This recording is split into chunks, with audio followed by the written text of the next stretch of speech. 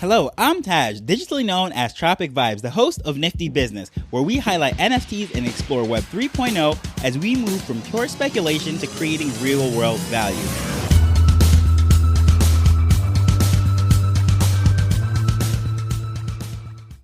I don't know why the media is absolutely obsessed with the losses of the rich and famous. However, since this recession started, well, they're still not calling it a recession yet, but by definition, it is.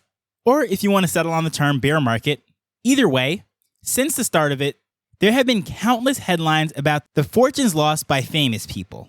The numbers are absolutely shocking. However, the reports are inaccurate most of the time.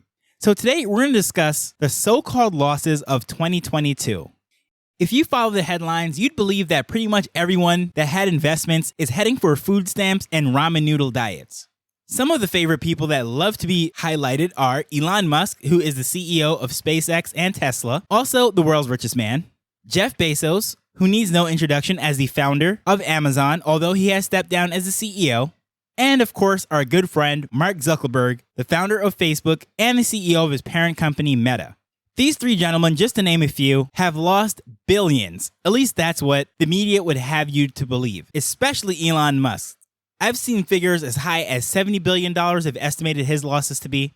However, the thing that they're not sharing is there is a huge difference between a loss and an unrealized loss.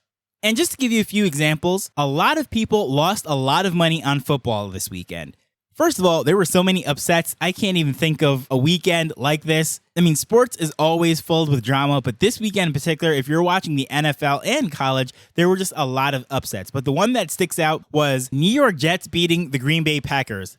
Absolutely mind-blowing. But I'm sure people who made bets on the Green Bay Packers, knowing very well that that was supposed to be an easy win for them, they lost money. Another example of losing money is, let's say I misplaced a $100 bill. It falls out of my pocket or my wallet. That is losing money. Or let's say I'm an ice cream vendor. I'm getting ready to go to a county fair and I buy $1,000 worth of frozen goods. My freezer melts out and I lose all of my inventory. Well, that is losing $1,000.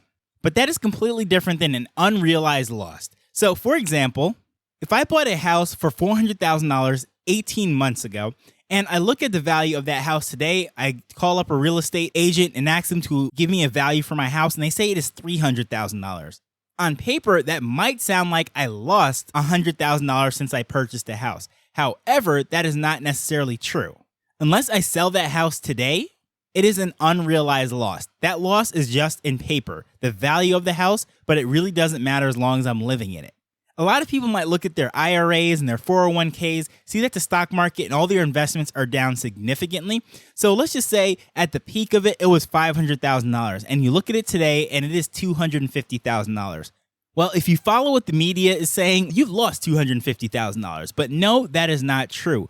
Although its value is cut in half or down $250,000, it is unrealized loss because unless you cash it out, sell off everything, and draw it out in dollars, then you really haven't lost anything. The value is down, but you haven't lost. Remember, losses are not losses until they are realized. And when I say realized, meaning that you're selling it for a loss. But here's the thing, something that even the media does not report. Let's just say that Jeff Bezos, Mark Zuckerberg, Elon Musk, they all decide to sell their stocks, which is the majority of their net worth, at the absolute bottom of whatever this recession is. Maybe it's right now, maybe it's another 10, 15, 20%, who really knows? But let's just say when it bottoms out, they decide to sell all of their stocks at that point.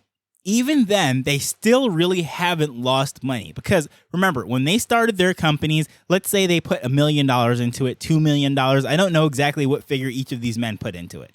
But I can definitely tell you it is nowhere near their net worth right now and what those stocks are valued. So even if they sell it at a very depressed rate from where it was 18 months ago, they're still not losing money. They're way up above their initial investment, maybe thousands of percents. So just like at the peak of a market when everything is up, you really haven't made money? Well, it's the same thing that applies when everything is down. It's not until you sell it, you haven't really lost money. So almost every week, I see these headlines in the Web3 space as far as these quote-unquote reporters. They're saying that Eminem, Snoop Dogg, Neymar, and all these celebrities that have bought Bored Apes have lost millions of dollars. The truth is they haven't because they're still holding it.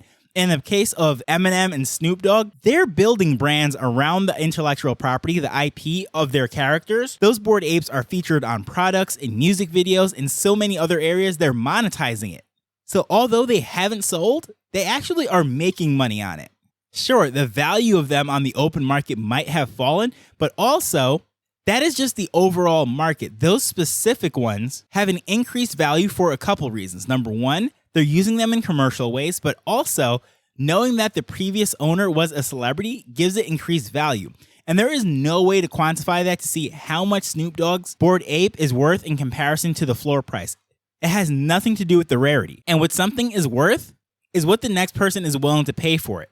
So, for example, let's say Snoop Dogg decides to sell his Bored Ape today. He puts it up for auction, and his biggest fan just happens to be a member of the NFT community and has a lot of disposable income. And maybe he has another dozen fans just like that. Guess what's going to happen? A bidding war is going to break out, and that has nothing to do with the value of the floor price of the other Bored Apes. They specifically want Snoop Dogg's Bored Ape because it was in the music video. And that's something that the reporters just can't understand or not quantifying. However, they just want to report that the losses were made. But let's just go to some regular apes, not even these celebrity apes. Even if someone purchased their NFTs at $500 or all the way up to $5,000, it doesn't matter. Despite what the peak price was, again, it has fallen all the way down now to maybe like the $100,000 range or whatever. They still haven't lost any money. Even if they sell it right now at the floor price, they're going to profit almost that full $100,000+. Why? Because they got in at $500 or $5,000. But the reporters don't say, hey, this person just made $100,000 on this sale. They purchased it for $5,000 and now they're selling it for $105,000. No, what they're going to say is that Bored Ape was worth $250 3 months ago and now they're only selling it for $105,000. And they never report the fact that the same thing I was just saying, that unrealized gain with the price was all the way up and the unrealized loss from the price falling, it doesn't matter because the sale was never made. And the same thing happens when they're reporting about Luna, for example. When Luna, Terra, and their stablecoin and everything collapsed, that entire ecosystem, they were reporting the billions of dollars that were lost by people. However, they did not calculate or factor in the fact that a lot of that value being pushed up was just the paper value. So some people might have put in a couple $1,000s and then their value on paper went up to the millions of dollars.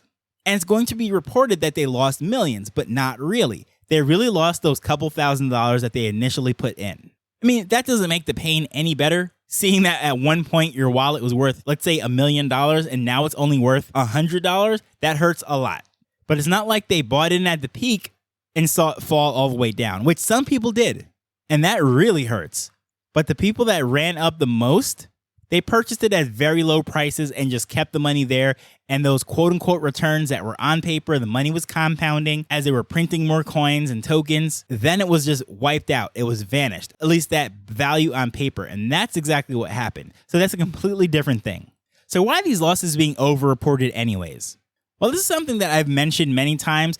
It's like a reporter's motto. If it bleeds, it leads. The worse the news it is, the more people tune into it. You'll always see this at commercial breaks or anything. They always leave a cliffhanger of like the most horrific, the saddest, the most horrible news ever. And they'll say, we'll report on that right after this break. Why? Because they want you to tune in and come back. They sit through the commercials. That's what's paying the bills, not necessarily reporting.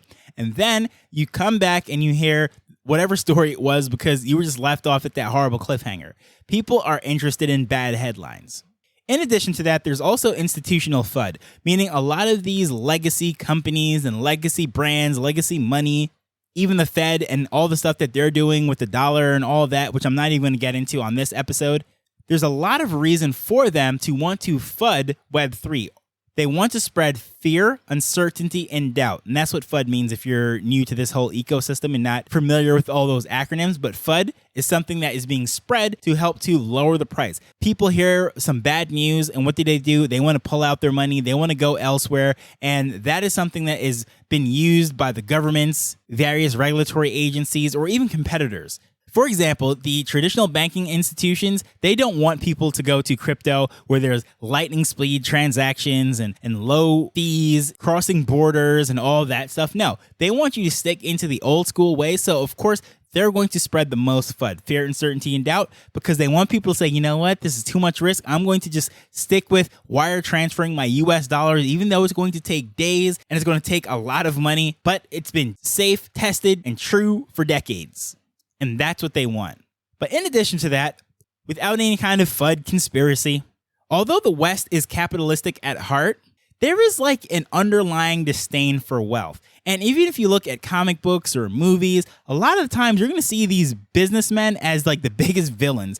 We're talking about Lex Luthor for Superman, Kingpin, Norman Osborn, and his son Harry Osborn, of course, in Spider-Man. Most of the James Bond villains, they're usually wealthy businessmen.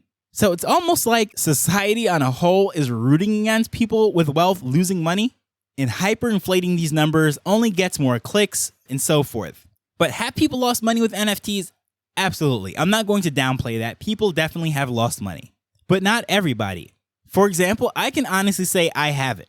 Although I might have sold a handful of NFTs for a slight loss, overall, I have a net positive gain. But here's the thing, I'm not some massive trader. A lot of the times I collect these things. So if I was supposed to sell everything that I own right now on the floor at the current prices, well then yes, I would have some massive losses. But because I collected these things and I'm sitting on them, and the ones that I happen to sell happen to have an increased value at the time, that is why I have a net profit. And I'm not some sort of Warren Buffett of Web3. It just so happens that my mentality coming into this was not necessarily to make quick flips.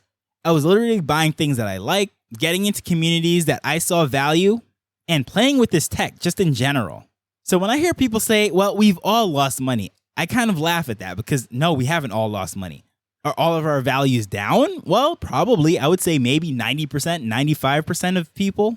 However, what if you were someone that really only came into the space within the last 2 or 3 months and you just started to pick off the things that are on the bottom? Well, you came in at a great time. Maybe you just listened to this podcast or other podcasts and YouTube videos and you're watching all of that and you just didn't have any funds to jump into it until maybe, I don't know, a birthday or a bonus at work or something, and you were able to just pick off everything at rock bottom prices. Well, then guess what? You haven't lost any money. And in fact, you bought at a very depressed price. And most likely, you're the one who's going to have the highest gains if these things turn around. But again, it's not a loss or a gain until a sale is made. But I hope this episode just sort of clears up all this stuff, because there's just every single time I go onto Twitter or I open up these blogs or anything, and I'm seeing that celebrities are losing millions of dollars on NFTs and all that. And once you just really look at it, it's like, no, they're not. They're still sitting in it. And I just want to clear all of that up because there's a lot of misconception, a lot of misleading by the media. And if you find this content valuable, I'd absolutely appreciate it on whatever platform that you are using to just leave a rating and review. This is something that is very valuable to the show. It helps other people to find it, helps give it a boost when people are searching for a new show. It's not something I've asked about for a while. However, they say ask and you shall receive, and it is a great way that you could help out the show. But as usual, I just want to thank you for taking the time to listen to this as we're learning and building Web3 together. So until next time, later. The Nifty Business Show is not investment advice. It provides insights and information within the space. As with anything, please do your own research before making a decision whether you're making an investment or a purchase.